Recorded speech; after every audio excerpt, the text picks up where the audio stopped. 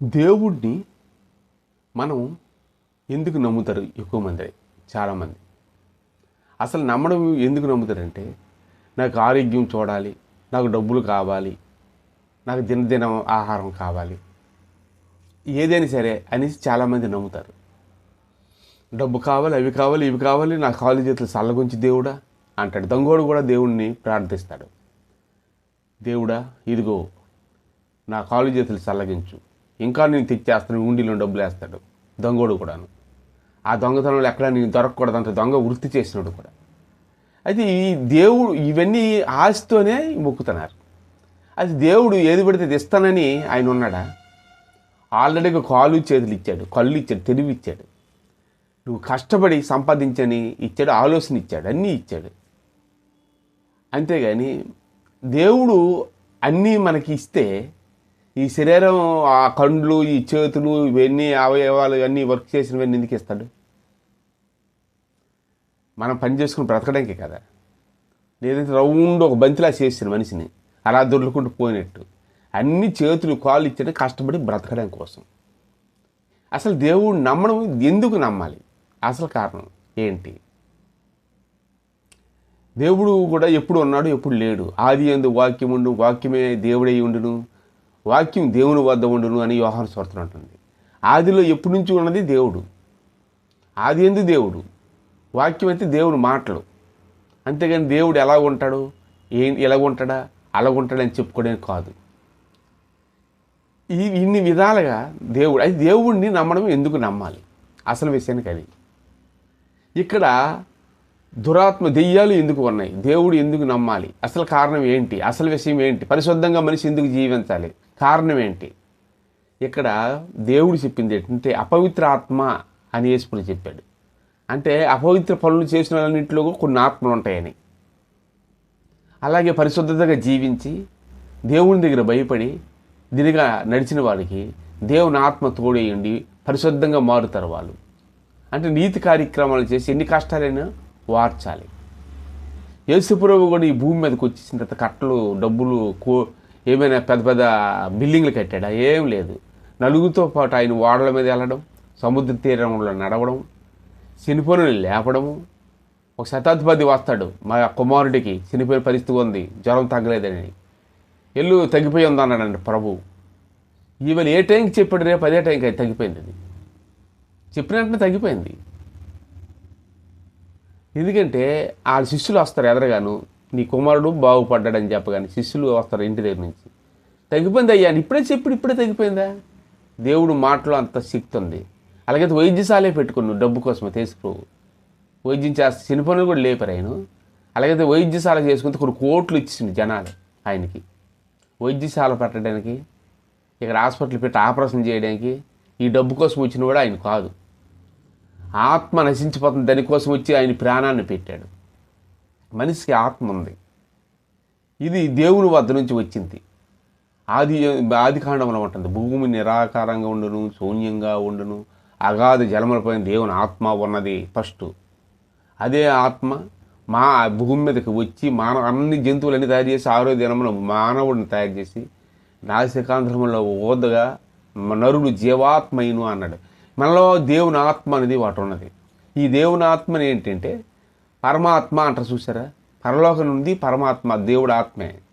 మనం కూడాను సద్గురుని చేరుకోవాలి, అంటే దేవుడిని మనం చేరుకోవాలి. చేరుకోవాలంటే దురాత్మలు ఉన్నాయి భూమి మీద. దేవుడిని తెలియక మోసం చేసి, ఆడిని మోసం చేసి, ఈడు మోసం చేసి, సాతాను చీకటి శక్తులు కూడా మొదటి నుంచే ఉన్నాయి. వాటికే నరకం దేవుడు పెట్టాడు. దేవుడిని మనం పరిశుద్ధాత్మ పొందాలి. దేవుని ఎక్కువగా దేవుని స్తుతించి యేసు రక్తం చెప్పి అలా ధ్యానించితే పరిశుద్ధాత్మ యేసునామంలో మనకు వస్తుంది. చాలామంది ఎవరు కూడాను ఎత్తుక్కోరు.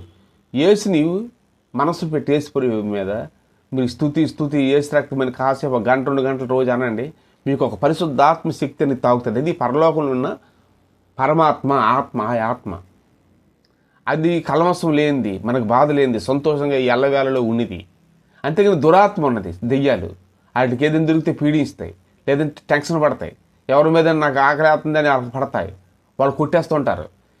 దీనికి పరలోకం లేక ఈ భూమి మీద ఉండిపోయింది. ఈ చనిపోయిన అందరూ దేవుని తెలియక దేవుని తెలియదు కనుక భూమి మీద ఆత్మలన్నీ తిరుగుతూనే ఉన్నాయి. వీటికి నరకం ఉంది. అందుకనే చనిపోయినాడు కూడా యేసుప్రభు దేవుడు అని చెప్పడు, నేను దేవుడు అంటాడు. ఎందుకంటే ఆడు ఎలాగో నరకంకి వెళ్ళాడు, వీడిని కూడా తీసుకుపోతాడు. మనకు తెలిసిన ఫ్రెండ్ ఎవడైనా జైల్లోకి వెళ్ళాడు అనుకోండి, అరే ఈ దొంగతనం నువ్వే చేస్తున్నావా, ఇంకెవడైనా ఉన్నాడని నాకు పోలీసులు అడిగాడు అనుకోండి, ఆయన్ని నాకు తెలిసినాడు ఒక శివ ఉన్నాడు అంటాడు. ఎందుకంటే ఆడు అక్కడ జైల్లో ఉన్న టైం పాస్ ఆడికి అవ్వదు, ఆడి ఫ్రెండ్ పేరు ఊడిపోయి చెప్పేస్తాడు. ఆడు కూడా ఆడితో పాటు ఉంటే ఆడికి ఆ ఖాళీలప్పుడు ఆ సెక్షన్లోనే సంతోషంగా ఉంటుంది, పక్కడు కూడా దెబ్బలు తింటుంటేనే. అలాగే ఒకడు దేవుని నరకం చనిపోయినాడు, గాలిలో ఆత్మలు అయిపోయి ఆ ఆత్మలు కూడా నేనే దేవుడు అంతే. మనుషుల కన్నా ఎక్కువ దేవుళ్ళు తయారు చేస్తాడు. అంటే ఇదంతా మనిషే అజ్ఞానం అయిపోతున్నాడు, మనిషే దెయ్యంగా మారిపోతున్నాడు. ఎవరైనా ప్రశ్నించిన లేడు, దేవుడు మనుషుల కన్నా ఎక్కువ ఉంటారా అన్నోడు లేడు, ఆలోచించినోడు లేడు. కాబట్టి దేవుడు ఒక్కడే. యెహోవా ఆ దేవుడు కూడాను ఏం చెప్తున్నాడు 10 ఆజ్ఞల్లో కూడాను, నేను తప్ప వేరొక దేవుడు లేడు, నీళ్ళ కింద కానీ దేని కింద కానీ. అల్లా కూడా ఏం చెప్తున్నాడు, నేను తప్ప వేరొక దేవుడు లేడు, ఒకే దేవుడు. అది దక్షిణ దిక్కునే ప్రార్థన చేస్తారు. అక్కడ నువ్వు మక్కాలో కూడా అక్కడికి అందరికి ఎందుకు వెళ్తారు, ఒకే దేవుడు నువ్వు ఒకే దగ్గర నుంచి వెలసింది ఇదంతా. అక్కడికి వెళ్ళి వస్తారు, అదే పరిశుద్ధత అక్కడి నుంచి వస్తుంది. కాబట్టి అదే ఇది దక్షిణ దిక్కు తిరిగి అటే ప్రార్థన చేస్తారు. ఎందుకంటే ఒక లైన్, దేవుని ఆత్మ రావడానికి ఒక లైన్లు ఉన్నాయి. అలాగే యేసునామంలో కూడాను పరిశుద్ధాత్మ శక్తి వస్తుంది. కొన్ని లైనే మక్కా నుంచి వస్తుంది. మీరు కావాలంటే కండ్లు మూసి అల్లాహ్ని కూడా స్మరించండి, స్తుతి స్తుతి స్తుతి అనండి. ఆయన కూడా స్తుతులు పాత్రుడే. యేసుకు అనండి. యేసు ప్రభు చెప్పి నా తండ్రి ఎందు అనేక నివాసం అన్నాడు, నా తండ్రి నన్ను పంపితే నేను వచ్చాను అన్నాడు. లేకపోతే నా ఎంతటి నేను చేయట్లేదు అంటున్నాడు. తండ్రి చేసాడన్నట్టు కొన్నిసార్లు గమనించండి. ఆయన దేవుడు, ఈయన కుమారుడు, అంటే అర్థం అవ్వడానికి. తండ్రి ఇంటి పేరు కొడుకు వస్తుంది కదా, ఆ విధంగా దేవుడు తండ్రి అయితే కొడుకు కూడా దేవుడు అవుతాడు. ఒక కంపెనీ తండ్రి పెట్టాడు అనుకోండి, తండ్రి చనిపోతే వారసుడు ఎవడు అంత కంపెనీకి? ఎవరైతే ఉన్నాడో ఆ తండ్రి కొడుకు ఆడింటి పేరే వస్తుంది. అలాగే అసలు దేవుడు ఎవరు ఉన్నారో ఆదిలోన అదే దేవుడు ఆత్మ గురించి ప్రకటించాడు యేసు ప్రభు మొత్తం సువార్తల్లో ఎక్కడైనా యెహోవా నా తండ్రిని అన్నాడా? ఏ దేవుడి పేరని చెప్పాడా? ఆయన చెప్పలేదు. 4 సువార్తలు క్లియర్గా చదవండి. అది తెచ్చేసి బైబిల్కి ఇక్కడ ఇశ్రాయేల్లో ఎన్నో ఆ బైబిల్లో కనెక్ట్ కలిపినారు. ఆయన ఎక్కడైనా అన్నాడా నేను యెహోవా నా తండ్రి ఈ తండ్రి అనలేదు. నా తండ్రి అంటే తండ్రి అన్నాడు అంతే. నన్ను చూస్తే నా తండ్రిని చూసినట్టు కాదా? తండ్రి ఎలాగోనండి అడుగుతారు శిష్యులు, నన్ను చూస్తే తండ్రిని చూసినట్టు కాదా అంటాడు. నువ్వు చేస్తాను ఈ వింతలు అద్భుతాలంటే నా యందు తండ్రి నుండి చేస్తానంట, నేను కాదంటాడు. అందుకే ముస్లిమ్స్ ఏం చేస్తారంటే అల్లాహ్ని తప్ప వేరే దానికి యేసు ప్రభువుని